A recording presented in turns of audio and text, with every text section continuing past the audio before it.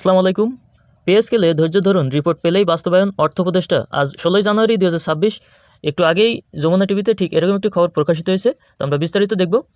নতুন pay scale ঘোষণা ও বাস্তবায়নের বিষয়ে সরকারি কর্মকর্তা কর্মচারীদের ধৈর্য ধরার আহ্বান জানিয়েছে অন্তর্বর্তীকালীন সরকারের অর্থ উপদেষ্টা ডক্টর সালেউদ্দিন আহমেদ। শুক্রবার ১৬ জানুয়ারি বিকেলে নাটোরের গুরুদাসপুর উপজেলা মিনি স্টেডিয়াম পরিদর্শনে এসে তিনি আরও বলেন, পে স্কেলের বিষয়ে একটি কমিটি গঠন করা হয়েছে। এই কমিটি রিপোর্ট জমা দিলে দ্রুত বাস্তবায়নের প্রয়োজনীয় ব্যবস্থা গ্রহণ করা হবে। পরিদর্শনকালে উপদেষ্টার সঙ্গে উপস্থিত ছিলেন মন্ত্রিপরিষদ সচিব ডক্টর শেখ আব্দুর রশিদ, অর্থ সচিব মোহাম্মদ খায়রুজ্জামান মজুমদার, অর্থনৈতিক সম্পর্ক বিভাগের সচিব মোহাম্মদ শাহরিয়ার কাদের সিদ্দিক এবং বিজ্ঞান ও প্রযুক্তি মন্ত্রণালয়ের সচিব মোহাম্মদ আনোয়ার হোসেন।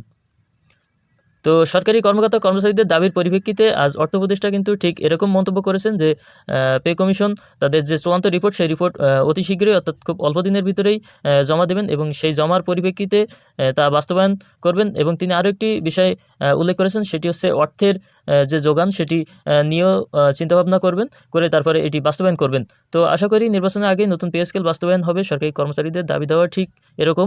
তো এমন দাবি দেওয়ার পরিপ্রেক্ষিতে এটি দ্রুত বাস্তবায়ন হোক। তো সকল আপডেট পেতে অবশ্যই আমাদের চ্যানেলটি সাবস্ক্রাইব করে, লাইক দিয়ে, কমেন্ট করে অবশ্যই আপনাদের মতামত জানাবেন। ধন্যবাদ সকলকে।